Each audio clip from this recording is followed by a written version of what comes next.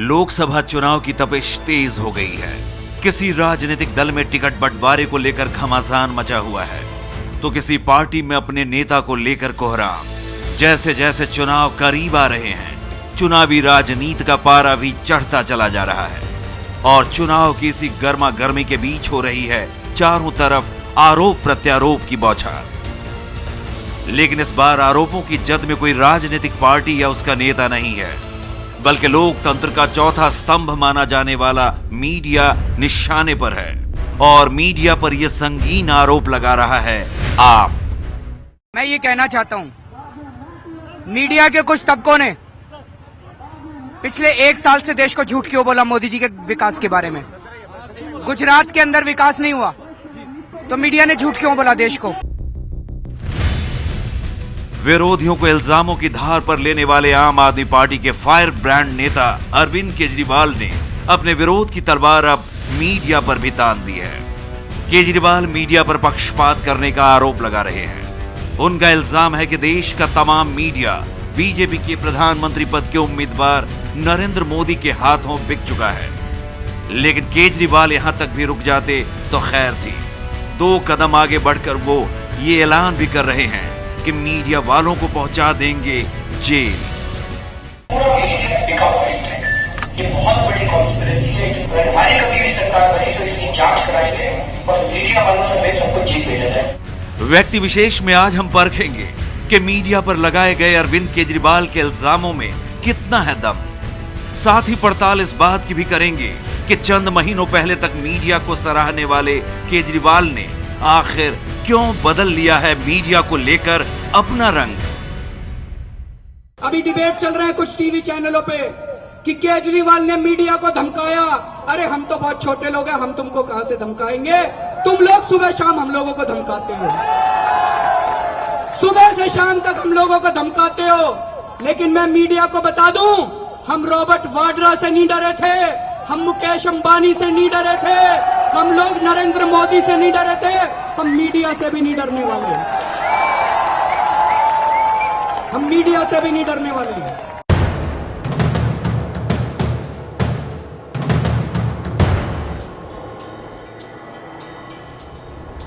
1 साल से मीडिया के कुछ लोगों ने मोदी जी के बारे में झूठा विकास के बारे में क्यों बताया। मोदी जी के कि विकास हुआ ये झूठ क्यों बोला 1 साल से मीडिया के कुछ लोगों ने। गुजरात के अंदर 800 किसान आत्महत्या कर चुके हैं मोदी जी के शासन के दौरान। भारी भ्रष्टाचार का बोलबाला है। वहां पे 60,000 स्मॉल स्केल इंडस्ट्रीज बंद हो चुकी हैं। किसानों की जमीनें छीन छीन के अंबानी और अडानी को दी जा रही हैं। मैं अब भी रिक्वेस्ट करता हूं कि क्या मीडिया मोदी जी के गुजरात के सच के बारे में बताने की हिम्मत करेगा। गुरुवार रात पहले होटल के बंद कमरे में और अब खुलेआम केजरीवाल मीडिया पर आरोपों के वार कर रहे हैं। लेकिन उनके इस बयान की गहराई में उतरने से पहले देख लीजिए कि शुक्रवार को कैमरों के सामने कैसे मीडिया पर दिए बयान से पलट गए थे केजरीवाल। आपने कल मीडिया को धमकी दी थी, कहा था मेरी सरकार बनेगी तो जेल भेजूंगा सब मीडिया वालों को। ऐसे नहीं बोला। क्या बोला था सर आपने? लगेगा क्या बोला था? अरे कुछ नहीं बोला था। मेरी कोई आपसे कैसे नाराजगी हो सकती है सर। एक ही रात में केजरीवाल के सुर क्यों बदल गए, इस सवाल की पड़ताल भी करेंगे हम आगे। उससे पहले सुनिए केजरीवाल की ये बेजा बयानी जहां से शुरू हुई, इस पूरे विवाद की कहानी।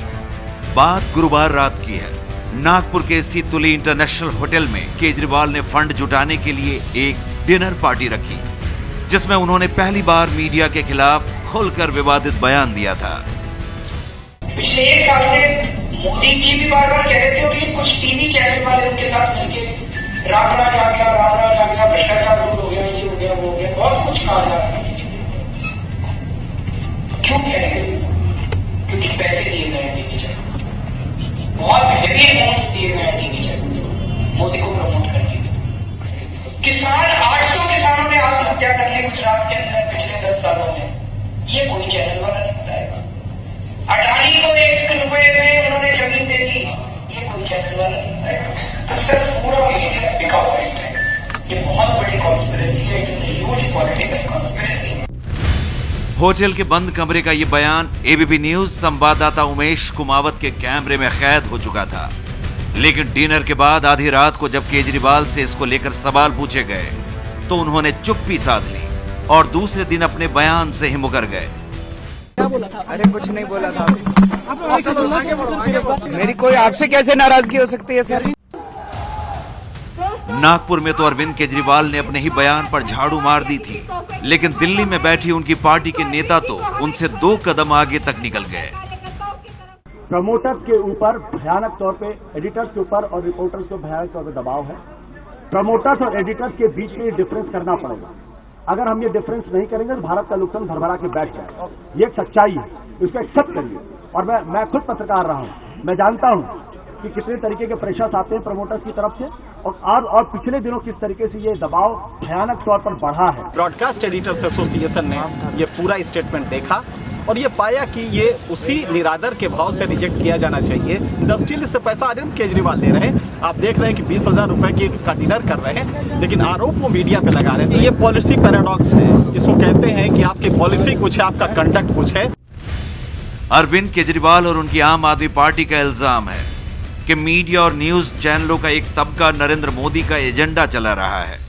मीडिया पर केजरीवाल के इन इल्जामों के पीछे आखिर क्या वजह हो सकती है, ये भी हम आपको बताएंगे। लेकिन पहले देखिए कैसे मीडिया के मुद्दे पर राजनीतिक मैदान में घिर गए हैं केजरीवाल।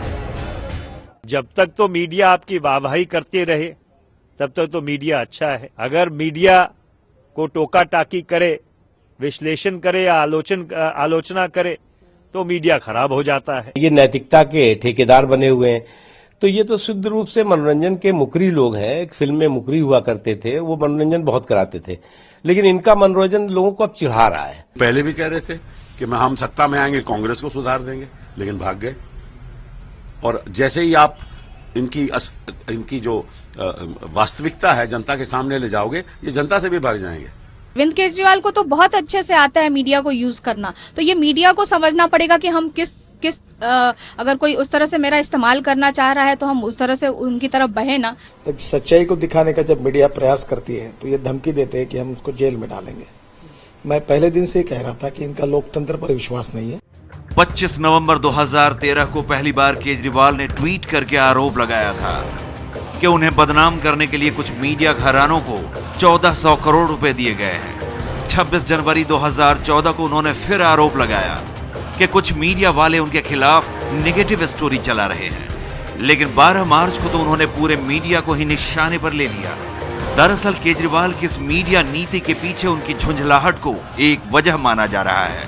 हाल ही में एक बड़े चैनल के पत्रकार से इंटरव्यू के बाद केजरीवाल अपना मनपसंद बयान चलवाने की बात करते कैमरे में कैद हो गए थे, जिसको लेकर वो सवालों के घेरे में है। कॉर्पोरेट वाले जो बोल रहे थे ना, अच्छा, काफी थ्योरेटिकली, इसलिए उसमें मैं नहीं जुड़ा। अच्छा, तो एक तो उसमें ये जितना मिडिल क्लास है वो एंटी हो जाएगा कि हम प्राइवेटाइजेशन के खिलाफ हैं, कंपनियों के खिलाफ, वो मैं इसलिए मैं उसमें नहीं आ रहा। ओके, उस डिबेट में मैं पढ़ नहीं रहा था जानबूझ। जो हाशिए पर जो 80% समाज है, इसमें बोलेंगे, इसमें अब आ जाइए ना, उसको वो बैंक तो वही है असल में देश भर में। बिल्कुल। और ये भूल गया मैं। जब अरविंद केजरीवाल बुरी तरह से एक्सपोज हो गए, आप पार्टी एक्सपोज हो गई, और जब आपके पास तर्क नहीं होते बोलने के लिए, जब आपके पास जवाब नहीं होते, तो आप दूसरों को गलत कहते हो। ये भी एक पब्लिसिटी पाने का तरीका है। 12 मार्च को इकोनॉमिक टाइम्स में छपी खबर के मुताबिक अरविंद केजरीवाल ने प्रधानमंत्री के तौर पर मायावती और नरेंद्र मोदी में से किसी एक को चुनने के सवाल पर कथित तौर पर मोदी का नाम लिया था। यह खबर इन्वेस्टमेंट बैंकर और अंबुजा सीमेंट्स के पूर्व एमडी अनिल सिंघवी के हवाले से छापी गई थी। हालांकि केजरीवाल ने इस खबर को गलत बताते हुए मीडिया पर ही ठीकरा फोड़ दिया था। मीडिया में हो रहे अपने ऐसे खुलासों के बाद से केजरीवाल ने भी अब खुलकर मीडिया पर इल्जामों की तलवार तान दी है। लोकसभा चुनाव की राजनीति बहुत ही पेचीदा है। जैसे जैसे आम आदमी पार्टी लोकसभा चुनाव के रास्ते पर आगे बढ़ रही है, उसे इस पेचीदगी का सामना करना पड़ रहा है। उसको दिखाई पड़ रहा है कि मीडिया का एक हिस्सा उसकी परियोजना के साथ में नहीं है, इसलिए वो उसके ऊपर दबाव पैदा करना चाहता है। अब दबाव पैदा करने के लिए आपको बहुत ही सुचिंतित रूप से सोच समझकर वेल कैलिब्रेटेड बयान देना पड़ेगा। झाड़ू वक्तव्यों से काम नहीं चलेगा। अगर इस तरह के बयान दिए जाते रहे तो भारत में लोकतांत्रिक राजनीति में कोई भी व्यक्ति पूरे मीडिया को चुनौती देकर नहीं टिक सकता है।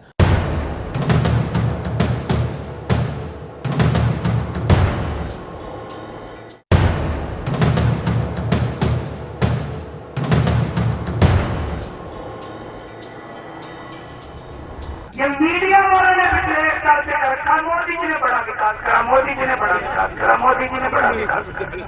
झूठ बोल रहे हैं, झूठ बोल रहे हैं। पैसे खाए हैं इन्होंने मुकेश अंबानी से और अडानी से। अरविंद केजरीवाल का मीडिया पर अटैक जारी है। उनका कहना है कि मीडिया गुजरात का सच नहीं बता रहा है। न्यूज चैनलों का एक बड़ा तबका नरेंद्र मोदी का एजेंडा चला रहा है। केजरीवाल का कहना है कि एक कहानी गढ़ी गई है कि गुजरात विकसित हो गया है।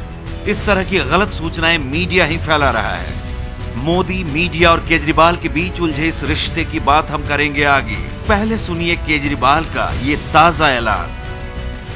मैं ये कहना चाहता हूं, मीडिया के कुछ तबकों ने पिछले 1 साल से देश को झूठ क्यों बोला मोदी जी के विकास के बारे में।